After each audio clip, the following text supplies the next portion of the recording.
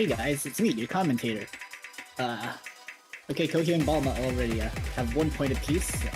Let me just recap the match so far.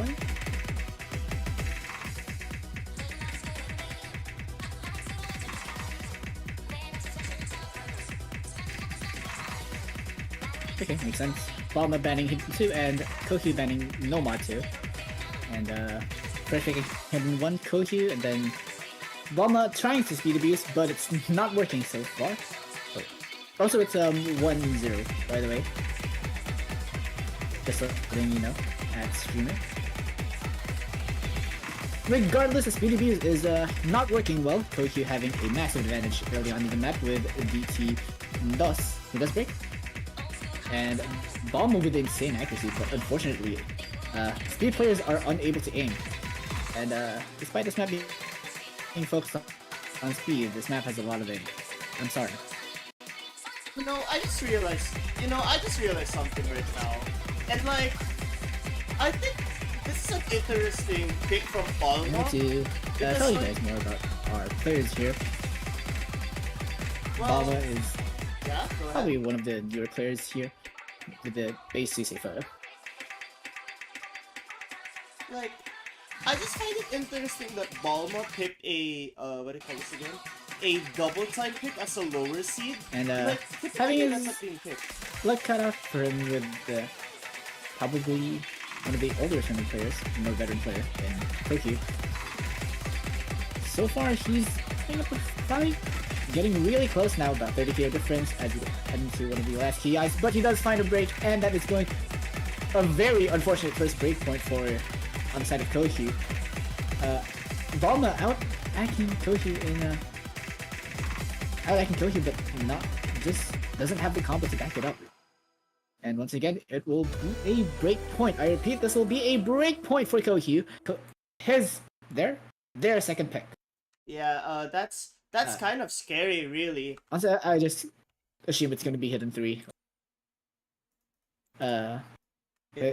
Balma doesn't seem to be that comfortable in Hidden. I didn't see in the MP that I mean, Balma got to 30k.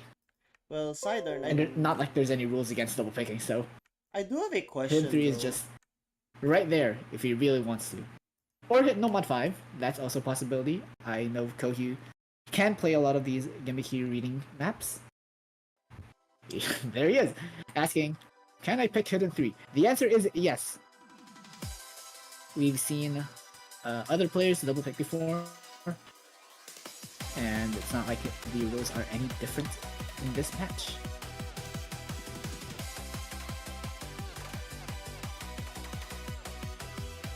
Of course, Balma will hopefully try to put up a fight against this. Maybe, while he doesn't excel at hidden aim, maybe hidden flow aim is more of their specialty, and that can be the secret to a break point.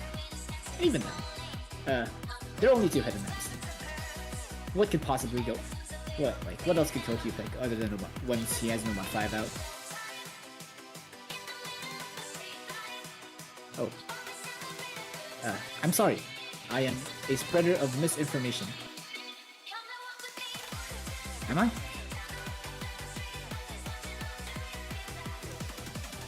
I should probably note, part of my responsibility should probably be reading the rules because, I'm the commentator, but, oopsies. Warm-ups.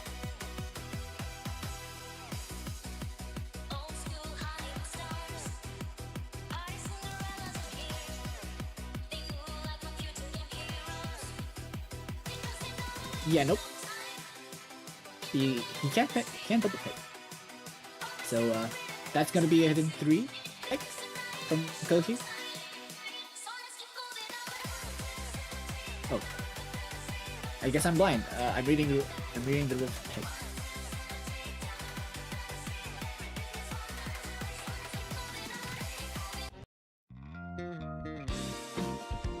Well, sure. I guess that's that thing. You can't double pick. Oh, no mod 3. I mean, yeah, that's also an expected pick. our custom map. Hello Crowley, hello Nagaraya. You're probably not watching this. You thought they probably think that this map will be picked on the Twitch stream, but I'm going to ping them anyway.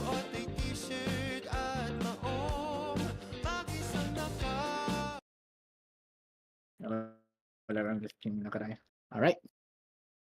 Heading into the map. This is a custom, by the way, map by Crowley and Nagaraya. I think I mentioned that before. Full of aim control on 200 and, well, what's effectively 252 BPM. In essence, it's 126 BPM 1/4. I say 126 BPM, but the timeline is just so messed up. There are red lines everywhere on the intro. And there are probably more, like there should probably be more red lines, but they got lazy, so the entire final 3/4 of the map is just untimed. Anyway, we see Balma with the early break, but nothing too egregious in terms of his chances of victory. What is hurting his chances though is the 4% accuracy difference. Cohue, well, there goes that. Now his chances, they still exist, but they are a lot smaller, especially as Cohue seems to be very comfortable. And both players are alternating this. So the single tapper gang, unfortunately you won't find any of your brethren here. Balma really struggling with this gimmick pick, but then again, Cohue is seed 8 for a reason. Absolutely dominating Balma. His own picks. But of course, when Balma picked maps, it can get close. It's 100k difference, and it wasn't really that until the end.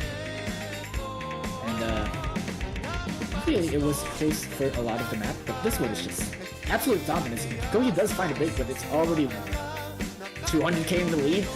Oh, under 200k in the lead, and the accuracy difference has mellowed down. Only, quote-unquote, only 2% of difference, but it's already looking kind of over. And if I were Balma, I would just try to go next. Maybe look for other tapping maps. So the pooler decided that there will only be 2 tapping maps. Maybe go for BT1. But maybe hope that Cohue can't read 10.3 as he reaches the bridge section, and Cohue hits that, sure. Alright, both players hit that. Yeah, if I were Balma, I would just say, go next. You know, try to reset the mental. Not really get the shakes out, but try to keep up the positive mindset so that he can lock in and maybe take a point in this match. The worst case scenario is to just say, screw it, and then, screw it, I will pick whatever, pick randomly because I'm so tilted because Cohue just seems so good, which is not a good mindset to have, so hopefully Balma will improve the mental. Cohue would have won this, by the way. Yeah. I mean, it's round of 32, but, admittedly, the pools are very difficult, even for the early stages. It's very hard to get consistent, very hard to see FCs. I'm sorry. Well, in any case, it's Balma to pick. I've just discussed his potential strategy for like the entire most of the map. But oh, Hard Rock 2. Okay. I don't hate this pick. I haven't really gotten around to seeing either player's qualified score, but I do know that Cohue can get inconsistent with Hard Rock.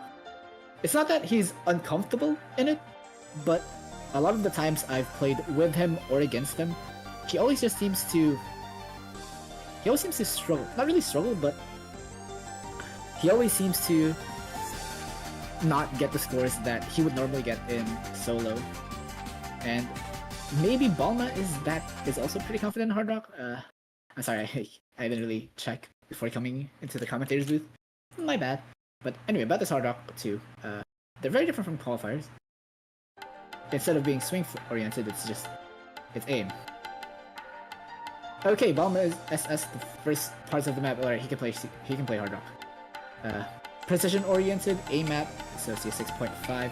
The patterns are slightly more wonky, and it does get funny at the end, but otherwise it's nothing special. As we head into the first relatively intense section of the map, both players looking very comfortable on their CS 6.5, really warmed up on their AI-10 reading, and tapping is not an issue in this map. Cohue is the first one to find break on one of those, I don't know what to call them, rotating patterns, and Balma out of the first Ki at 99.31% on a full combo.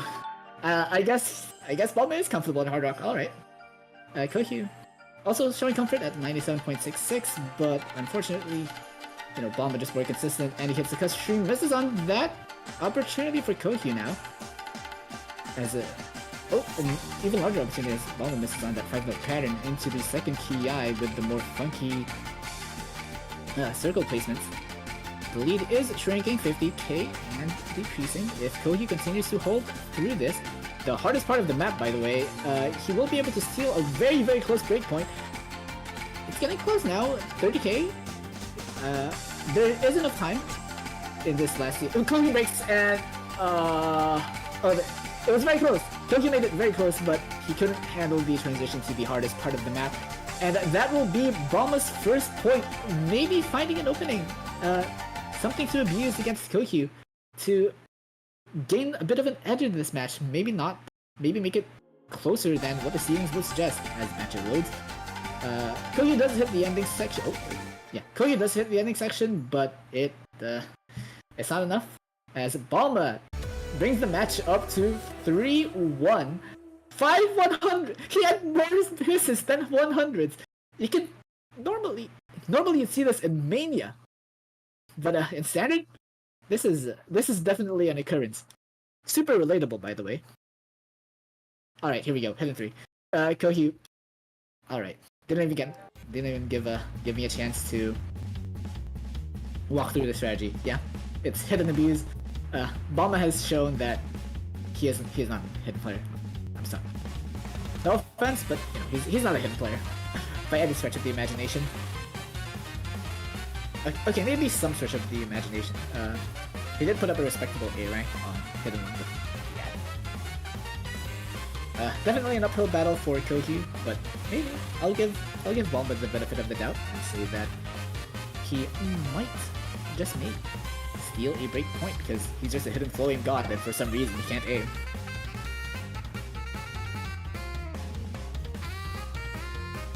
Yeah, unfortunately, because of that rule, you know, the ones that the refs are explaining right now, Balma can't pick Hard Rock 1 or Hard Rock 3, which is really not optimal if you're looking to abuse Hard Rock against someone.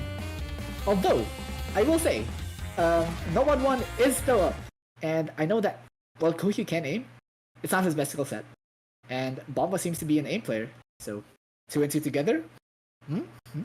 I'm just saying. But anyway, we head into the start of Make a Loser, or Make a Ruza, for the Bloomers. And Balma already missing the intro. This is not a good sign. A bad omen, if you will.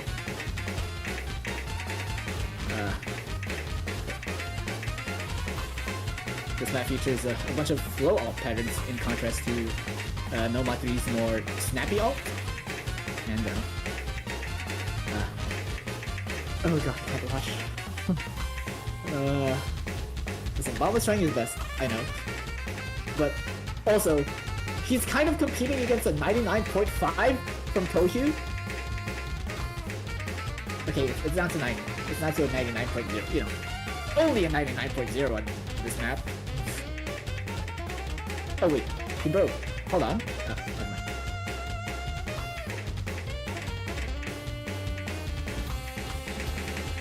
Yeah, all Balma has to do is try his best, maybe, you know, try and improve his hidden flowing, while he has the opportunity to, because I don't think this is something he plays a lot in solo.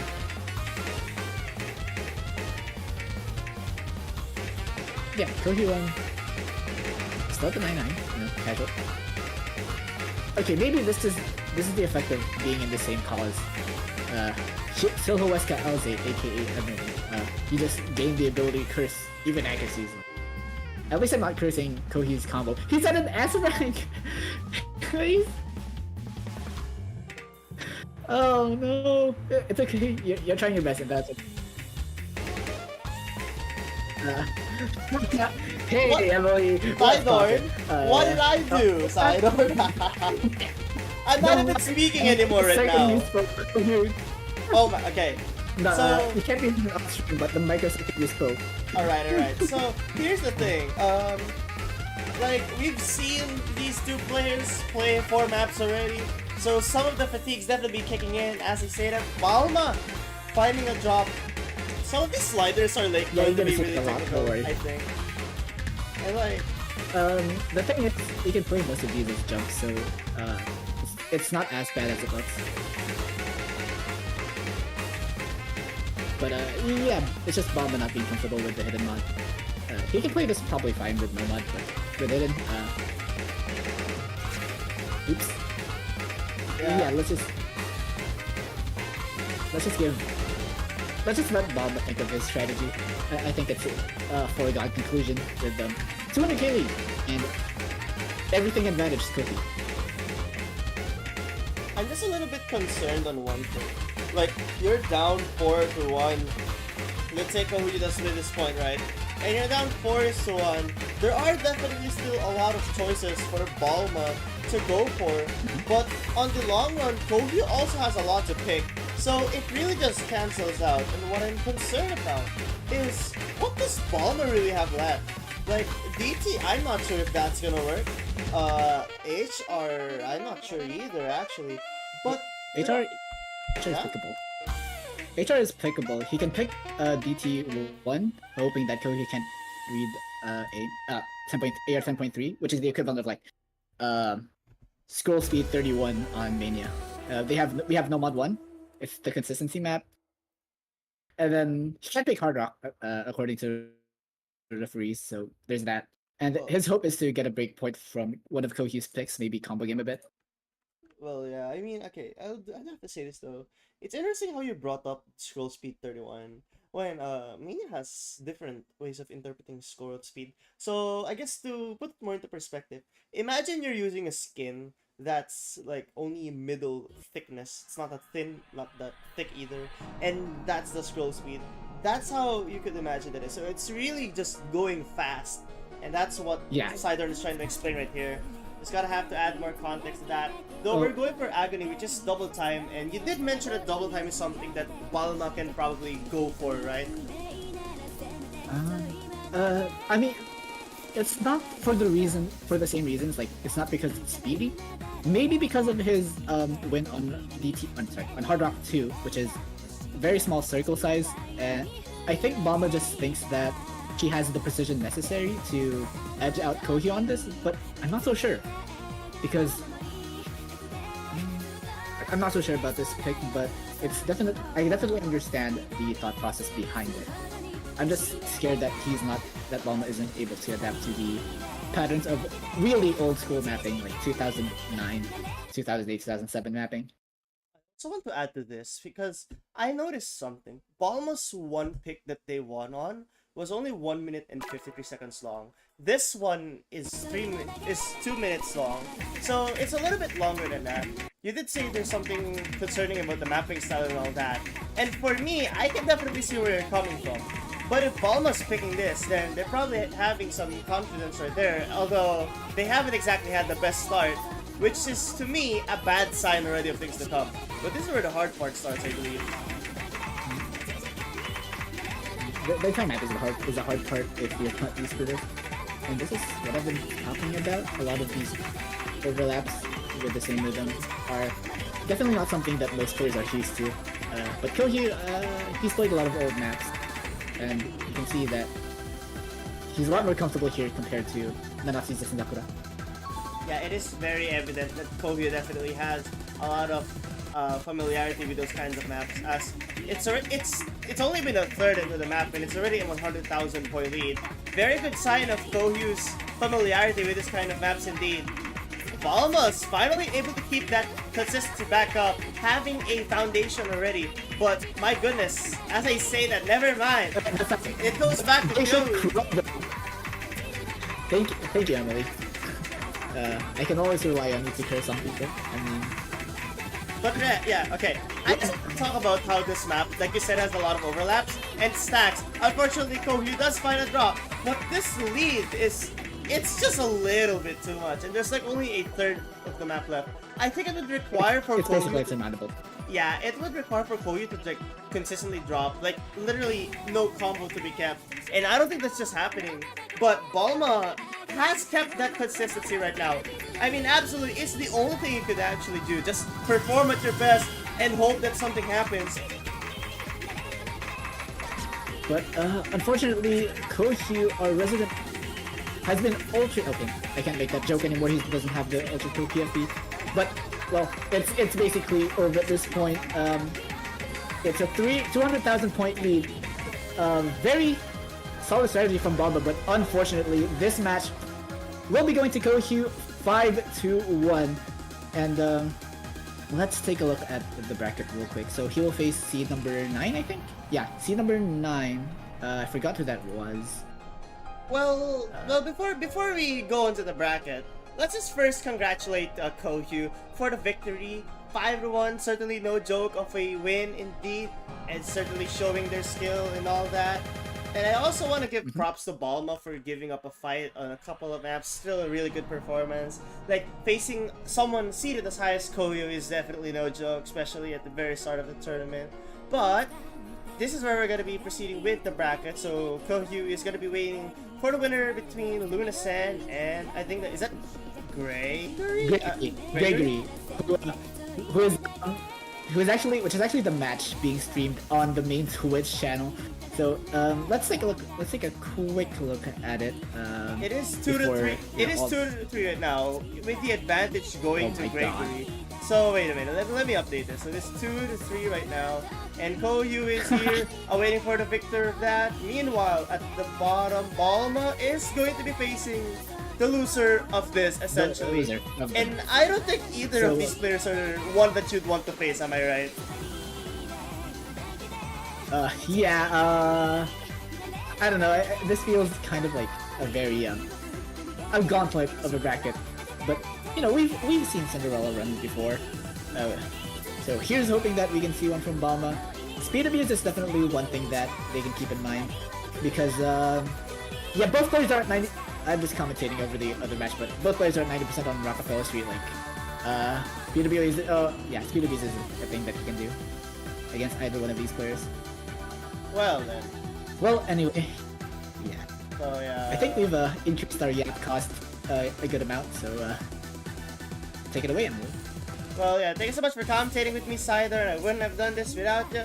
Like, we had some great commentary. You were able to state some really good points and all of that, and really appreciate every bit of it. Although now, just gonna say to everyone, stay tuned, because still have one more match. I believe it's gonna be in the Twitch channel though. So to the viewers of this match here, I'm just gonna drop the link to the Twitch channel. You better follow that, subscribe, and look at the channel right now, because that's where the crazy stuff's happening at the moment. Better not miss that Lunas and Gregory match. It's gonna be intense. Once again, thank you so much, Sidearn, for commentating. Thank you so much for being here with us on the stream, and goodbye! Goodbye. Enjoy the match between a geriatric and a baby.